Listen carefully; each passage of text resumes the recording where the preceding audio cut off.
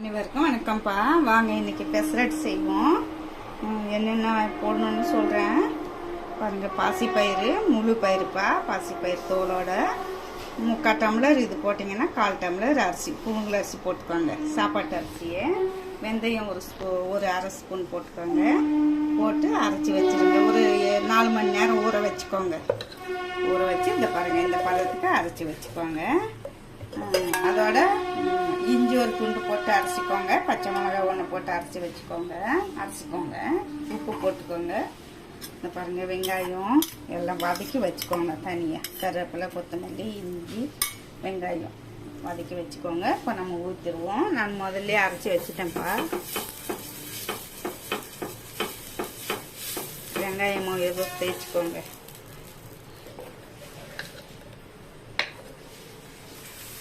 உப்புமா கூட நம்ம போட்டு செய்யலாம்ப்பா. உப்புமா கூட வைக்கலாம். நான் எண்ணெய் கம்மியாக ஊற்றுவேன். நீங்கள் எண்ணெய் வேணுன்னா நல்லா ஊற்றிக்குவாங்க. இந்த தோசை, இட்லி சாப்பிட்றதுக்கு இப்படி செஞ்சு ஒரு நேரத்துக்கு சாப்பிட்டுக்கலாம்ப்பா. சுகர் இருக்குல்ல, அதனால்.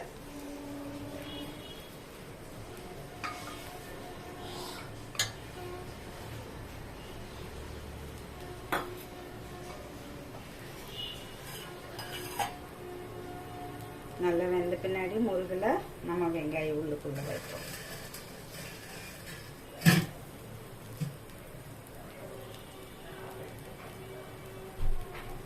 தேங்காய் சட்னி அரைச்சிக்கிட்டேன். சாம்பார் இருந்தாலும் சாப்பிட்டுக்கலாம். நான் சாம்பாரில் தான்ப்பா சாப்பிடுவேன்.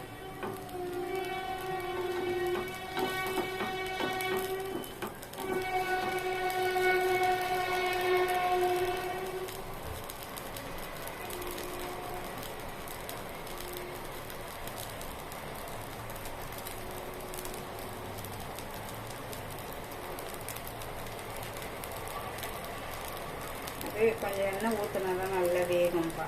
அதுக்காக வயிற்று வலிக்கும்.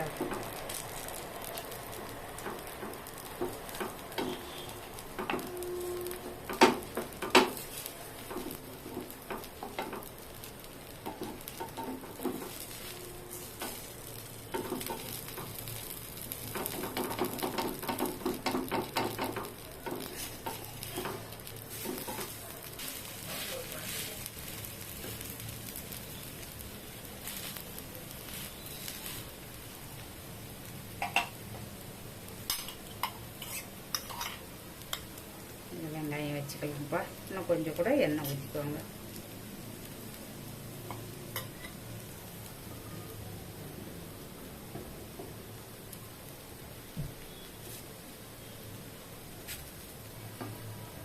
இதை மடித்து விட்டுடலாம். கொஞ்ச நேரம் வேகட்டும்.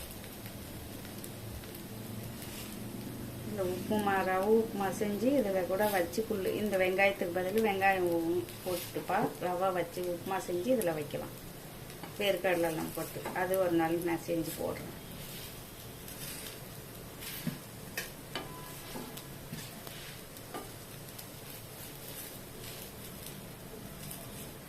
கொஞ்சம் கஷ்டமாக இருக்கும் எடுக்கிறதுக்கு. ஆனால் டேஸ்ட்டாக இருக்கும் சாப்பிட்றதுக்கு.